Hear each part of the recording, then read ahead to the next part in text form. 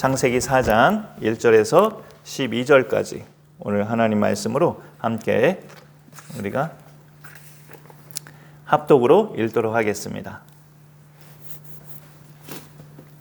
창세기 4장 1절에서 12절 보시는 분들 같이 읽습니다. 시작. 아담이 그의 아내 하와와 동침하매 하와가 임신하여 가인을 낳고 이르되 내가 여호와로 말미암아 득남하였다 하니라. 그가 또 가인의 아우 아벨을 낳았는데 아벨은 양치는 자였고 가인은 농사하는 자였더라. 세월이 지난 후에 가인은 땅의 소산으로 제물을 삼아 여호와께 드렸고 아벨은 자기도 양의 첫 새끼와 그 기름으로 드렸더니 여호와께서 아벨과 그의 제물은 받으셨으나 가인과 그의 제물은 받지 아니하신지라.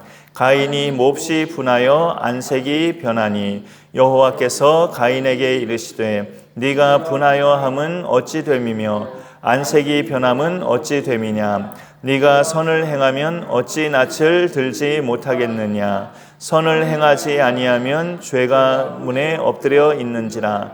죄가 너를 원하나 너는 죄를 다스릴지니라. 가인이 그의 아우 아벨에게 말하고 그들이 들에 있을 때에 가인이 그의 아우 아벨을 쳐 죽이니라. 여호와께서 가인에게 이르시되 네 아우 아벨이 어디 있느냐. 그가 이르되 내가 알지 못하나이다. 내가 내 아우를 지키는 자니이까. 이르시되 네가 무엇을 하였느냐. 네 아우의 핏소리가 땅에서부터 내게 호소하느니라. 땅이 그 입을 벌려 네 손에서부터 네 아우의 피를 받았은즉 네가 땅에서 저주를 받으리니 네가 밭을 갈아도 땅이 다시는 그 효력을 내게 주지 아니할 것이요 너는 땅에서 피하며 유리하는 자가 되리라. 아멘.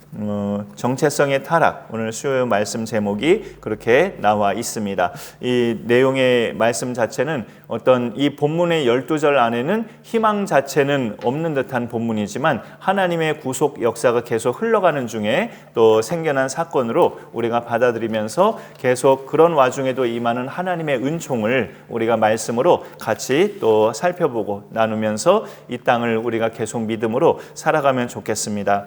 정체성 하면 우리 개개인을 볼 때 여기 계신 분들은 그리스도인, 예수 믿는 사람이라는 게 하나의 정체성입니다. 그래서 보통은 정말 예수님을 만나신 분들은 여러분의 또 인상도 따뜻하고 이렇게 푸근하시고 좋으신 편이에요. 그게 예수님을 인격적으로 만났다는 그 증거도 되죠. 내 얼굴상이 이렇게 남들에게 험상궂게 안 보이고 따뜻하고 푸근하다. 보통은 이제 예수님을 잘 만난 분들의 그 인상에 그런 공통점을 우리가 볼 수 있어요. 우리 대한민국 사람 하면 공통적인 그 정체성을 든다면 요즘은 이제 다문화 시대가 되어가는 그런 분위기이긴 하지만 또 이렇게 어릴 적에 우리가 많이 배웠을 때 우리 민족은 단일 민족, 한민족 한 것이 이제 하나의 정체성이었죠. 근데 이제 그런 정체성이 있고 또 이제 한글이라고 하는 아주 세계적으로 유수한 그런 글자를 가진 민족, 이런 것들이 우리의 정체성인데 우리가 한국사 배울 때 일제강점기가 이제 아주 절정에 치달았을 때는 그 일본이 그런 우리의 그 말과 글을 말살하고 창씨 개명을 하면서 정체성을 아주 이렇게 훼손시키는 그런 작업이 한동안 있었었죠. 그런 내용을 볼 때 대한민국의 정체성 하면 그런 단일 민족 또 한글을 사용하는 민족 이런 것들로 몇 가지를 그렇게 들기도 했어요. 근데 이제 마치 그런 정체성이 우리나라도 한때 훼손이 될 뻔한 적이 있었던 것처럼 이제 인간, 하나님이 처음에 지으셨던 우리 인간, 인류 모두를 말하죠. 우리 인류 모두는 뭐 일정 기간의 짤막하게도 아니고 아주 긴 장구한 세월 동안에 그 정체성이 이제 훼손되고 그 정체성이 파괴된 그런 장구한 세월을 살아왔죠. 그리고 지금도 예수님 안에 거하지 않는 자들은 사실상 그렇게 인간으로서의 그 정체성을 하나님이 처음에 심어두신 그 정체성을 아직 회복하기 전이다. 회복하지 못한 상태다. 그렇게 말할 수 있습니다. 그러면은 인간의 정체성이라는 게 뭐길래 그렇게 우리가 이야기를 하는가 할 때, 하나님이 처음에 직접 지으셨잖아요. 모든 걸 다 물론 직접 지으셨지만 특히 사람은 하나님이 흙으로 직접 정성을 다해서 직접 지으셨고, 그 코에 하나님이 직접 생기를 불어넣으셔서 하나님의 영이 그 안에 거할 수 있게끔 그렇게 아주 특별한 피조물로 하나님이 지으셔서 인간은 하나님과 그 연결이 된 그런 피조물이라는 게 하나의 정체성이고, 그 다음에 남자와 여자를 지으신 후에 하나님이 명령을 하셨죠. 땅을 정복하라, 땅을 다스리라, 바다의 물고기와 하늘의 새와 땅에 그 움직이는 모든 생물을 다스리라 하면서 그런 일종의 문화 명령을 하셨잖아요. 그것이 인간의 정체성, 그 명령 속에서 인간은 어떤 정체성을 느낄 수 있냐면, 사람은 하나님의 짝꿍이구나.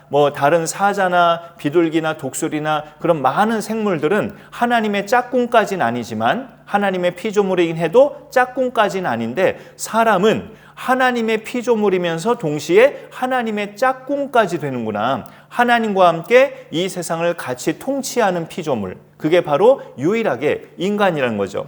그런 점에 있어서 사람의 정체성은 하나님의 형상대로 지음받은 피조물이면서 하나님의 일을 또 같이 하는 하나님의 짝꿍, 이런 것에서 우리가 그런 내용으로 정리할 수가 있습니다. 그거는 제가 지어낸 말이 아니고 성경의 사실을 통해서, 하나님 말씀인 성경을 통해서 그렇게 인간의 정체성을 정의 내려볼 수 있다는 거죠. 그리고 여기 말씀에 보면 우리가 잘 알지만 창세기 3장으로 넘어와서 첫 인류였던 아담과 하와가 결국 사단의 꾀임에 넘어가서 하나님이 금하신 명령을 어기고 죄인들이 되잖아요. 그러면서도 하나님은 그 긍휼의 은총을 베푸신 것이 그 앞서 3장에 그 가죽옷을 입혔다고, 아담과 하와에게 가죽옷을 지어 입히시니라라고 3장 후반에 그런 부분을 우리가 눈여겨보게 되고요. 그런 은총을 그래도 아담과 하와가 받으면서 살아서인지, 비록 에덴 동산에서는 쫓겨났지만 하나님의 은총을 계속 받으면서 살아서인지, 그들이 아들을 낳았을 때, 첫 아들을 낳았을 때 하와의 그 고백이 이 여인이 아직 하나님의 은혜 속에서 살고 있구나라는 걸 깨닫게 돼요. 그 4장 1절에 보면 아담이 그의 아내 하와와 동침함에 하와가 임신하여 가인을 낳고, 그 가인의 이름 뜻이 가인 앞에 2번 아라비아 숫자가 있잖아요. 그 밑에 뜻을 보면 어둠 이렇게 돼 있죠. 그래서 내가 여호와로 말미암아 득남하였다 하니라, 이렇게 고백을 합니다. 내가 하나님으로 말미암아 아들을 얻었다, 자식을 낳았다, 그런 고백을 하와가 하고 있어요. 그런 점을 볼 때 그가 말씀의 불순종에서 뱀의 꾀임에 넘어가서 하나님의 말씀을 거역하고 불순종했지만 하나님의 은총 가운데 이 여인과 남편은 살아가고 있구나라는 것을 넌지시 알 수 있죠. 내가 여호와로 말미암아 득남하였도다라는 그것은 일종의 신앙 고백이에요. 자식이 생기고 안 생기고는 하나님의 주권에 달려있다는 믿음의 고백이고, 사람의 생명이 이렇게 낳게 되는 것, 사람의 없던 생명이 생겨나는 것은 전적으로 하나님께서 그렇게 열어주시는 거구나라는 것을 고백하는 거예요.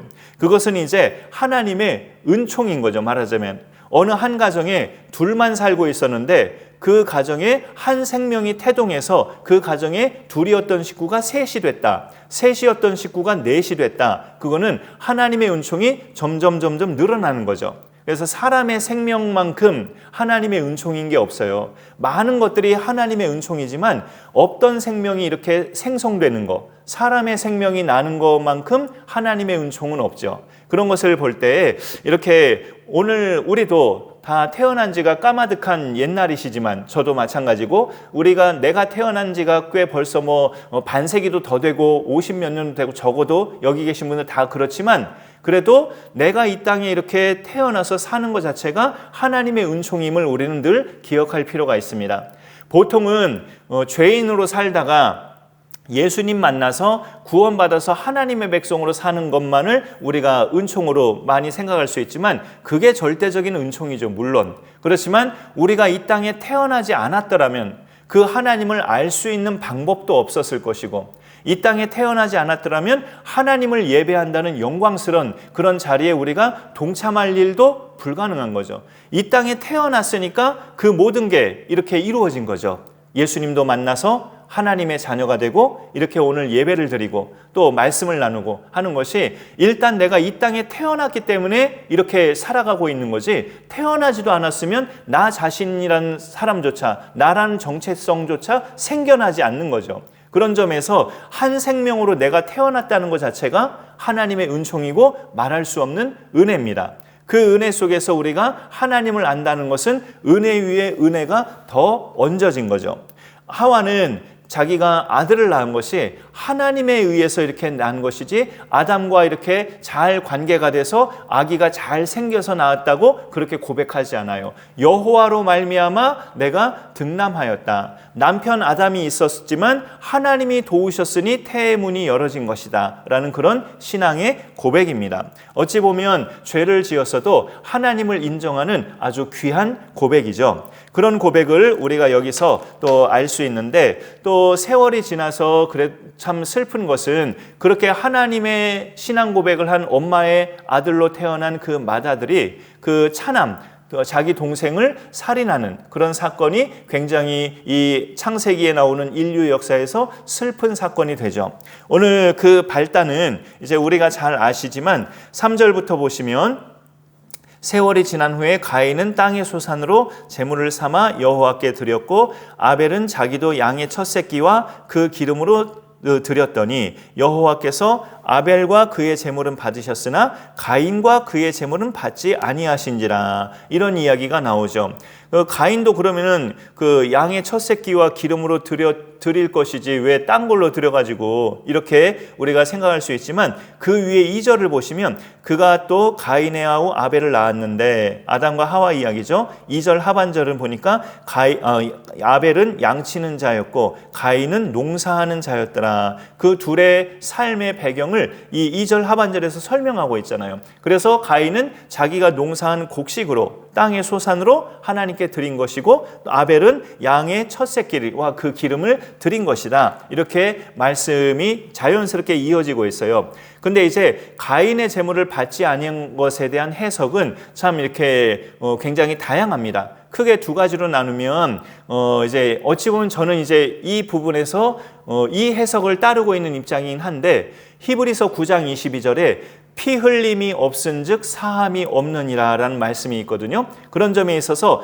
이 구약시대에 그리스도가 오시기 전까지 이스라엘 백성, 하나님의 선민들의 제사는 다 죄를 사하게 하는, 그것이 궁극적으로 들어있는 제사였어요. 모든 제사마다. 그래서 불에 태워서 대신 희생시키는 어떤 희생양을 그렇게 태워서 하나님 앞에 번제로 드렸죠. 그런 점에 있어서 그리스도가 오시기 전까지는 하나님을 믿는 모든 백성은 그렇게 자기의 죄를 속하는, 자기의 죄를 사하게 하는 그런 제사를 하나님 앞에 드린 건데, 히브리서 9장 22절에 보니까 그 죄를 속하게 하는 제사는 피 흘림이 있는 제사여야 한다고 알려주는 거죠.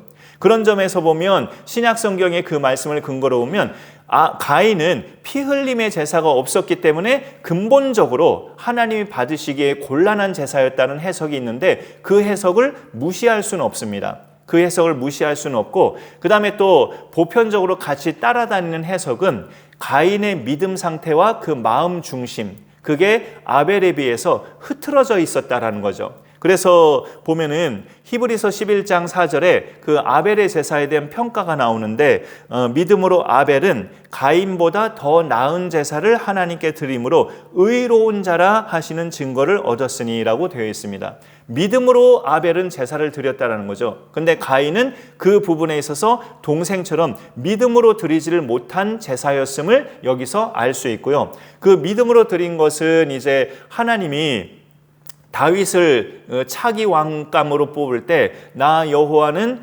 사람은 외모를 보거니와 나 여호와는 중심을 보느니라고 사무엘 선지자에게 알려주신 것처럼, 하나님이 그 각각 가인과 아벨의 중심을 보셨을 때 아벨은 중심이 하나님 마음에 합하였지만 가인은 그렇지 못했다 라는 것을 우리가 느낄 수 있는 거죠. 그래서 애당초 그 마음 중심과 믿음이 흐트러진 가인이었기 때문에 자기의 재물을 하나님이 받지 않으시자마자 그의 모습이 어떻게 됩니까? 여기 보면은 5절 하반절에 가인이 몹시 분하여 안색이 변하니라고 되어 있죠.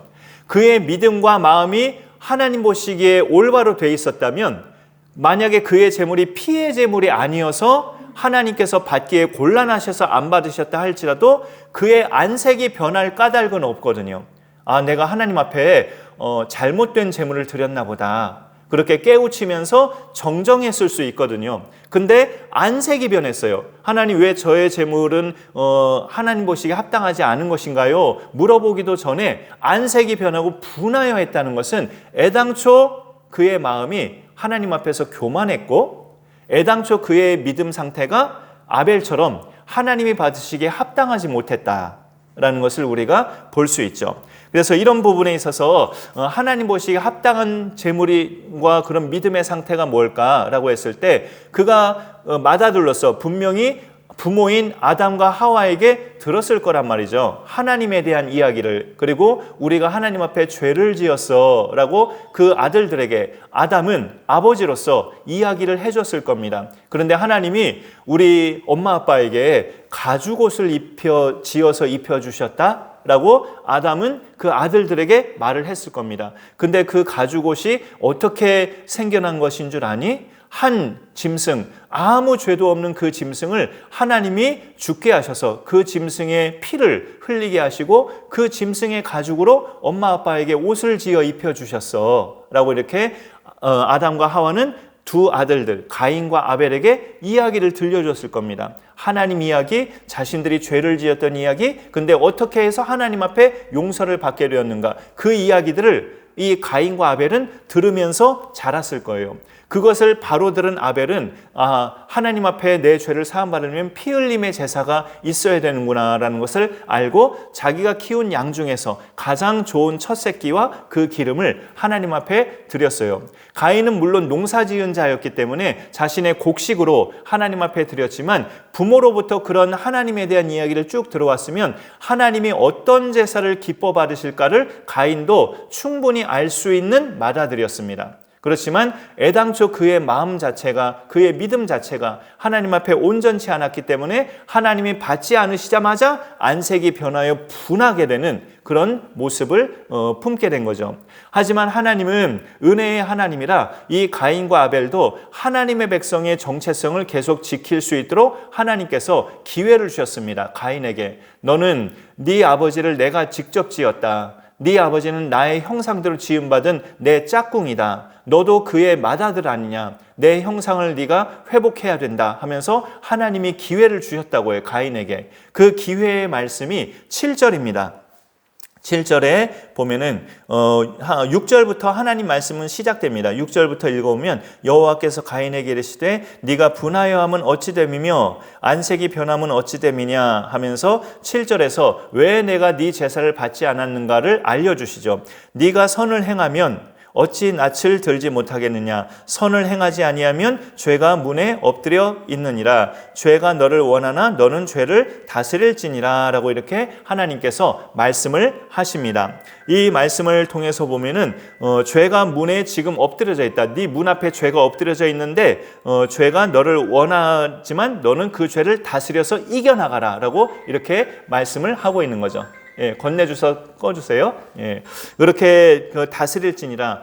보통 예를 들어서 그 차 트렁크, 봉고차 같은 스타렉스 같은 트렁크에 뒷차에 짐이 잔뜩 그렇게 실어져 있으면 그런 체험을 저도 해봤는데, 그 트렁크 뒷문을 이렇게 쑥 열 때 물건이 팍 떨어지는, 물건 여러 개가 팍 떨어지는 그런 체험을 해본 적이 있어요. 뒤에다 뭘 잔뜩 싣고 이렇게 탁 닫고 어딜 목적지를 가서 목적지에 내려서 이제 스타렉스 그 뒷창을 쫙 열면 그 쌓았던 물건이 우르르 떨어지는 그런 체험을 해본 적이 있는데, 죄가 그와 같이 내 마음 문 앞에 아주 잔뜩 쌓여 있다는 거죠. 그래서 죄를 향해 우리가 문을 열어두면 그 죄가 내 앞으로 와르르 밀려와서 나로 하여금 그 죄에 넘어지게 하고 죄를 짓게 만들고 그렇게 된다는 거예요. 너는 그러지 않도록 네 마음 문을 죄를 향해서는 닫고 죄를 다스릴지니라. 그래서 하나님이 7절에 그런 내용을 쭉 이렇게 말씀하고 있는 거죠. 네 분을 풀고 네가 이렇기 때문에 내가 받지 않은 거다라고, 내가 그랬구나, 하나님 제가 잘못했네요 라고 깨닫고 회개하고 다시금 내가 받는 예배자로 하나님 앞에 다시금 나아오라. 하나님이 그렇게 기회를 주셨는데 이 가인은 그 기회를 선용하지 않았습니다. 그냥 무시하고 져버리면서 8절로 넘어가 보니까 가인이 그의 아우 아벨에게 말하고 저 나아오라고 이렇게 우리 같이 어디 좀 가자라고 말한 거죠. 그들이 들에 있을 때에 가인이 그의 아우 아벨을 쳐 죽이니라 하면서 하나님이 회개할 수 있는 기회, 다시금 인간의 그 정체성, 하나님의 형상이요 하나님의 짝꿍이라는 그 정체성을 가인도 회복할 수 있는 기회를 하나님의 말씀을 통해서 세세하게 알려주시고 기회를 주셨는데 가인은 자기 분을 다스리지 않았어요. 그냥 그 분이 나는 대로 내버려 두면서 분이 고조에 이르렀을 때 동생을 쳐 죽입니다. 아주 아버지 어머니 이상의 큰 죄인이 되는 그런 성경에 기록된 인물이죠.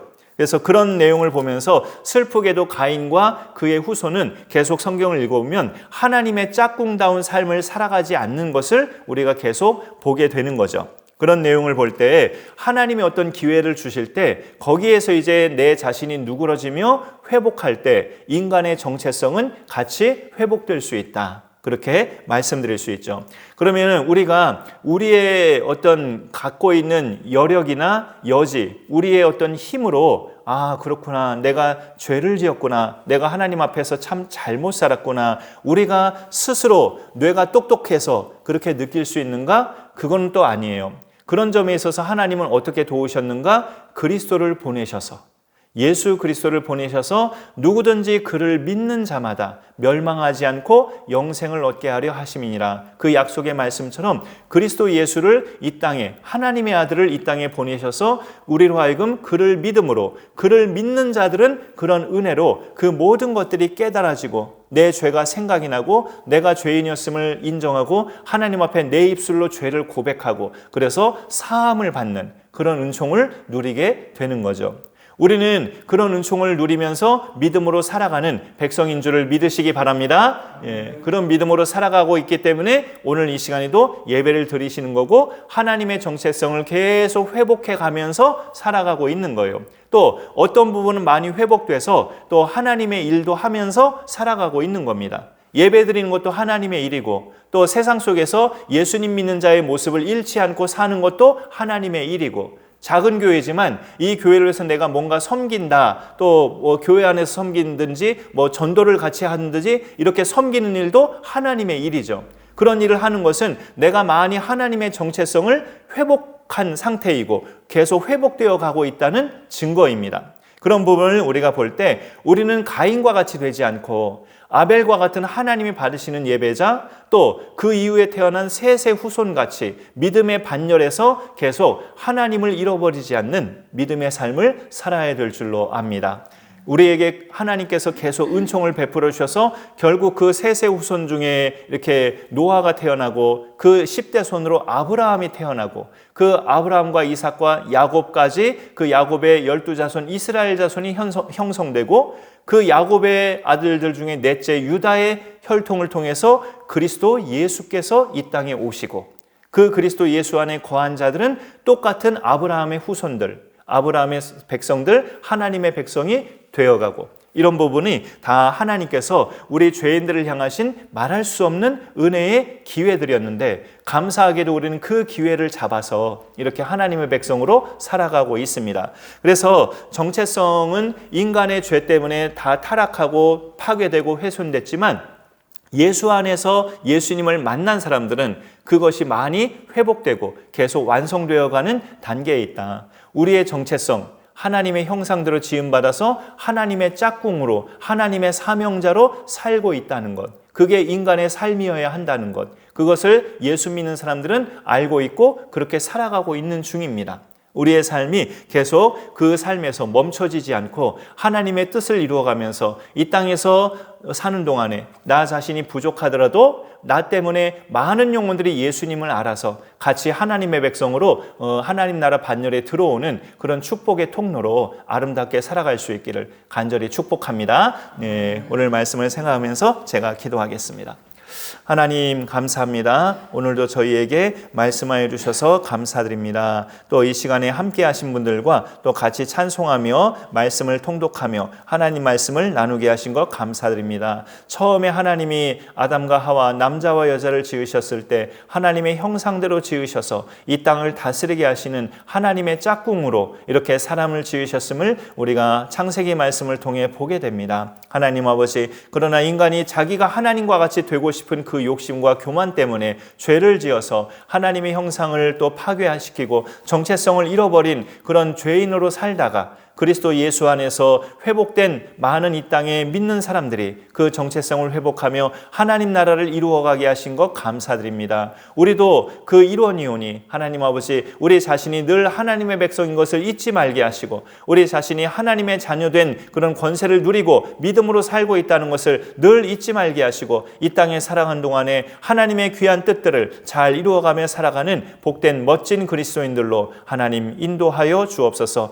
우리를 통해서 가정이 행복해지며 우리를 통해서 교회가 든든히 서가며 우리를 통해서 사회가 밝아지며 우리를 통해서 나와 관계된 모든 사람들이 예수님을 만나서 같이 하나님의 백성이 되는 축복의 통로가 되게 하여 주옵소서. 감사드리며 예수님의 이름으로 기도 올리옵나이다. 아멘.